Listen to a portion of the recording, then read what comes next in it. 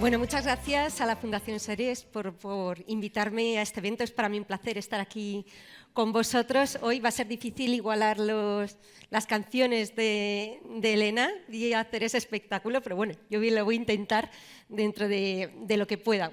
Hay una cuestión muy interesante por lo que me interesaba estar aquí. El lema que tiene este año, este evento, también el impacto social. Es muy importante la cuestión, obviamente, del impacto en las empresas, el impacto profesional de todas estas tecnologías, cómo va cambiando la sociedad a nivel profesional. Pero otra cuestión también muy importante que todas las empresas también tienen que tener en cuenta es el impacto sobre la sociedad en general, que es mucho más, que va mucho más allá que el ámbito empresarial.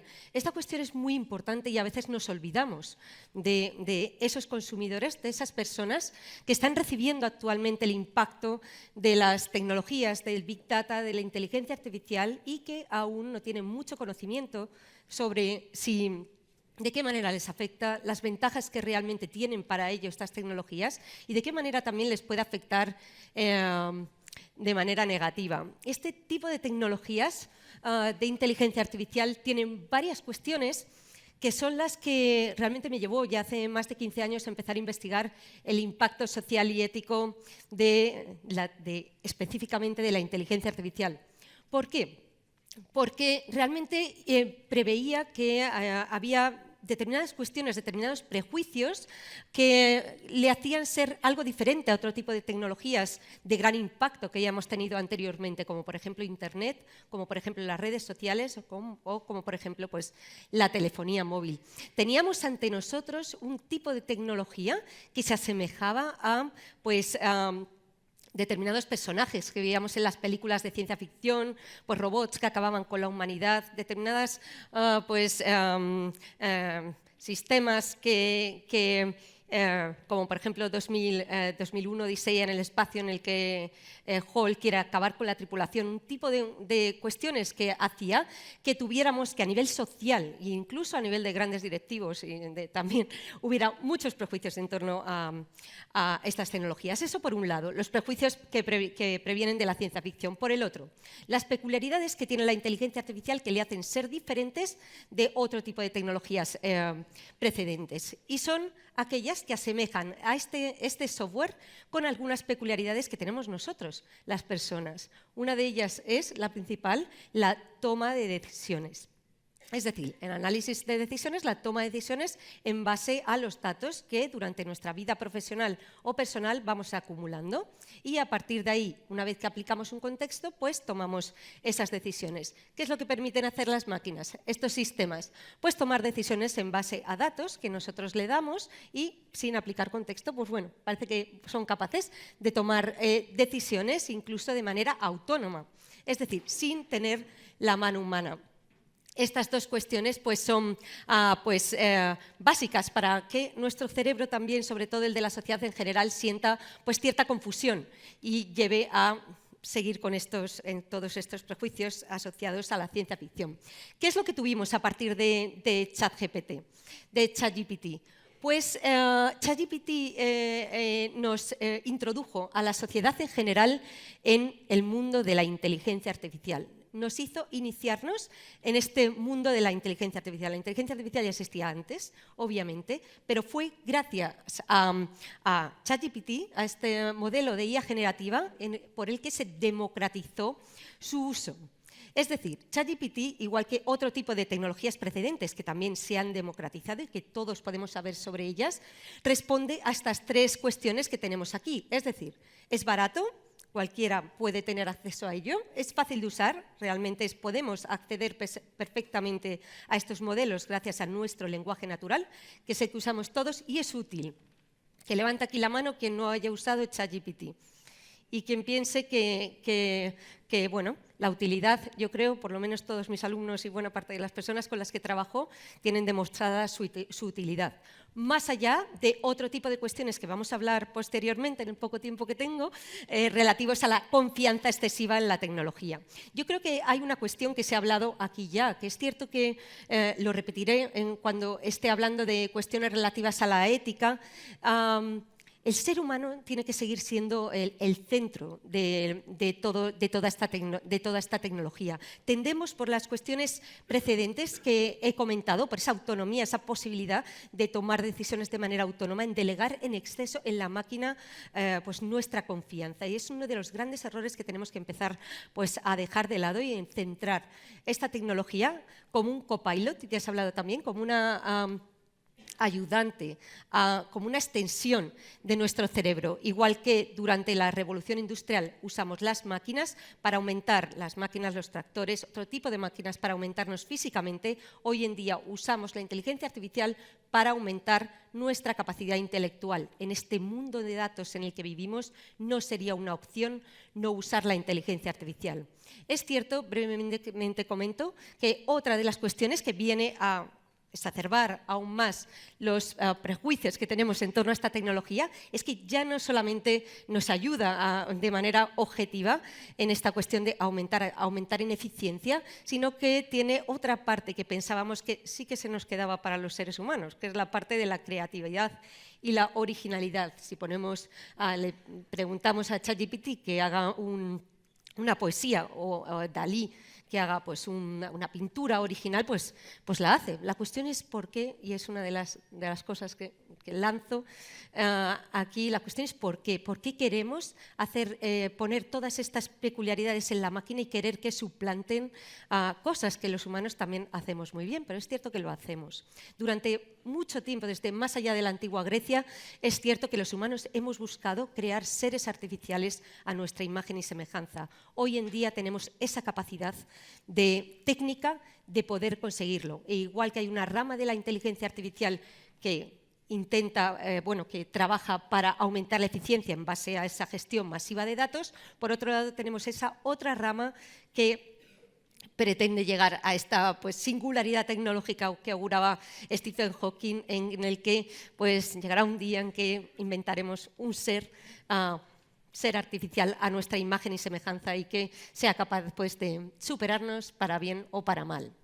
Es cierto que se ha levantado mucha gente pues en contra de estos sistemas de inteligencia artificial, que hay que frenarlos porque hay que porque van a acabar con la humanidad. Mi opinión es que hoy en día, en el mundo de datos en el que vivimos, no es una opción.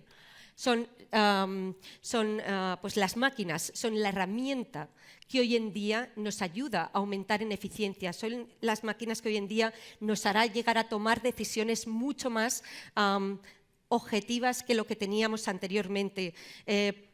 Temas específicos de predicciones. Seremos capaces de actuar en la predicción frente al estudio del histórico. Es algo que nos va a ayudar a aumentar la eficiencia en todos los sentidos, a nivel empresarial, a nivel de sanidad, a nivel de comprender mejor el futuro a la hora de incluso llegar al menos ayudar a conseguir los objetivos de desarrollo sostenible. Cambio climático, futuras pandemias, no es una opción, es una necesidad hoy en día usar sistemas de inteligencia artificial. Os he puesto aquí, simplemente dos ejemplos relativos a pues, el uso de la inteligencia artificial en medicina o en el mundo judicial. Aquí no se trata, ni se tiene que tratar de reemplazar ni al juez, ni al médico, ni a muchas de las profesionales que hay en día, sino que debemos enseñar a los profesionales a usar la inteligencia artificial como herramienta para aumentar en eficiencia. En el caso del médico, un acompañante, estamos hablando de una herramienta de ayuda para hacer pronósticos mucho más precisos, jugar con el tiempo, que en la medicina es fundamental para conseguir un diagnóstico con suficiente antelación para poder directamente poner un tratamiento personalizado para justo esa persona y aumentar en la eficiencia. Y ya centrada en el humano, se trata de colaborar, no de sustituir. Eso es lo fundamental. Hay otra cuestión antes de pasar ya a la parte de la ética. Es cierto, estamos en un momento en la historia de la humanidad que no se trata de todo lo que puede llegar a hacer una tecnología, sino por dónde debemos encaminar esa tecnología concreta. Y es algo que la humanidad tiene que decidir. ahora mismo. No porque hoy en día existen unas tijeras genéticas que se llama CRISPR que puedan llegar a cortar el ADN humano, hacer un reemplazo y seguir a hacer una evolución selectiva de la humanidad, tenemos que usarla. No porque haya, y en un futuro aún más, posibilidad estos sistemas de inteligencia artificial puedan llegar a, yo qué sé, reemplazar al ser humano en todas las tareas. Debemos dejar que eso ocurra, es decir, es el momento ahora mismo en esta encrucijada de caminos en la que nos encontramos, de guiar de la mano esta tecnología de una manera que realmente sea productiva y beneficiosa para la humanidad. Y es posible. ¿Cómo? Trabajando conjuntamente, gobiernos, empresas, sociedad, para conseguir un objetivo común. Me gustaría, en los pocos minutos que me quedan, centrarme en esta cuestión específica de la ética y su relación con la regulación en la inteligencia artificial. ¿Por qué es necesaria la ética cuando hablamos de inteligencia artificial? Hemos visto esta peculiaridad de la inteligencia artificial respecto a la toma de decisiones. Cuando una persona toma decisiones, normalmente aplica un contexto y una ética personal. Es decir, decide si esa decisión será bien, finalmente tendrá un impacto positivo o negativo para el público al que se dirige. ¿Qué pasa con la máquina? La máquina no tiene esa capacidad ética. La máquina no sabe si está haciendo bien o mal una cosa. Por lo tanto, luego vamos a hablar brevemente de los diferentes tipos de inteligencia artificial, que sería la aplicable específicamente al alto riesgo. Hay unas determinadas cuestiones que a nivel internacional hemos estudiado para que hoy en día ya tengamos bastante claro cuáles son esos elementos específicos que debemos de tener en cuenta cuando usamos o desarrollamos un sistema de inteligencia artificial. Esto que veis aquí, justicia, transparencia, seguridad, privacidad, responsabilidad e inteligencia artificial explicable son principios a los que se ha llegado a un acuerdo a nivel internacional, que todo sistema de inteligencia artificial de alto riesgo, es decir, todo aquel sistema de inteligencia artificial que de alguna manera puede impactar directamente sobre los derechos fundamentales de cualquier persona, pues tiene que cumplir. Es decir, nosotros tenemos derecho a saber de qué datos se han alimentado al sistema de inteligencia artificial. Nosotros tenemos derecho a que se establezcan unas normativas específicas sobre privacidad y ciberseguridad de los datos específicos. Nosotros tenemos derechos a que en esos datos que alimentan al algoritmo se haya cuidado de que no haya problemas de sesgos. ¿Para qué? Para que no se produzca discriminación como el que ha acaecido en varios empresas, grandes empresas, y que muchas veces ocurren por desconocimiento del impacto, del cuidado que hay que tener con esos datos. Pero bueno, para poneros para dar una nota de optimismo, y teniendo en cuenta tampoco me puedo entretener mucho, tan solo comentar que a nivel internacional ya hay mucho estudio en torno a desarrollo de herramientas precisas para prevenir que no se produzcan problemas de discriminación. Hay herramientas, se está trabajando bastante en la explicación, en el problema de la explicabilidad, es decir, en que seamos capaces de saber cuál es la lógica algorítmica a la hora de tomar una decisión. Se está trabajando, obviamente, mucho en temas de ciberseguridad y se está trabajando en otra cuestión básica, que es la autonomía.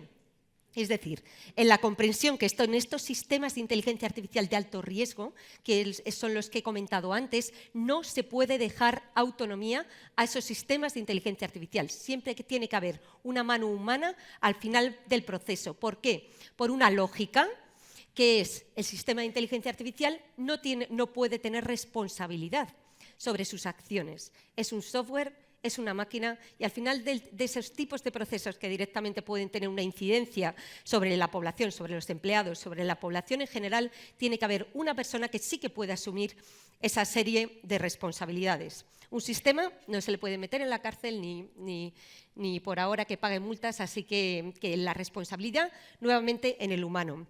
Muy brevemente, comentar que como la ética, como bien sabemos, no es suficiente, es decir, aquí todo el mundo puede ser muy bueno hasta que le viene mejor otra cosa, pues la Comisión Europea y el Consejo de Europa ha decidido hacer una regulación específica en inteligencia artificial, el AI Act.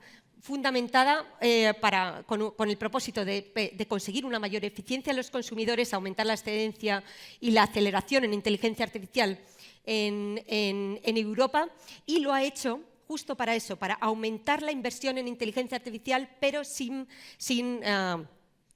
previendo posibles perjuicios. Lo hace en torno a esta frase: el peligro no está en la tecnología, sino en el uso que se hace de ella.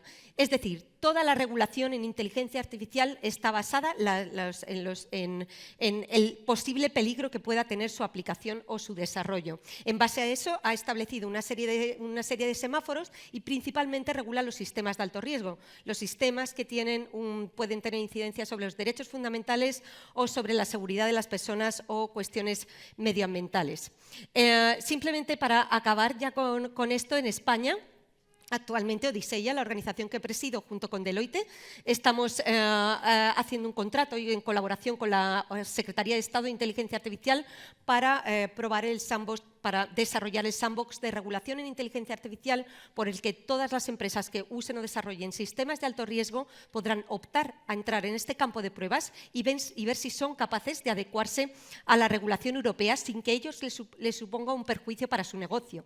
Se han elaborado unas guías específicas que se liberarán después de ese sandbox para que todas las empresas que usen o desarrollen estos sistemas en España pues puedan usarlo y poder lidiar con la regulación europea de una forma ágil y rápida. Igualmente, estamos trabajando en el Sello Nacional de Inteligencia Artificial, que sin duda pues, también va a aumentar la confianza en España en torno a estas tecnologías. El objetivo es, sin duda, pues, conseguir que las empresas usen inteligencia artificial, empresas y organizaciones usen inteligencia artificial, y para eso, ya acabo, y para eso simplemente decir que hay una cosa fundamental, que es la educación. Tenemos que trabajar igualmente en conseguir que la sociedad en general empiece a saber qué es la inteligencia artificial, y que también se están haciendo muchas cosas para conseguir que sea segura y que, sin duda, pues, preservemos nuestros derechos fundamentales. Muchas gracias.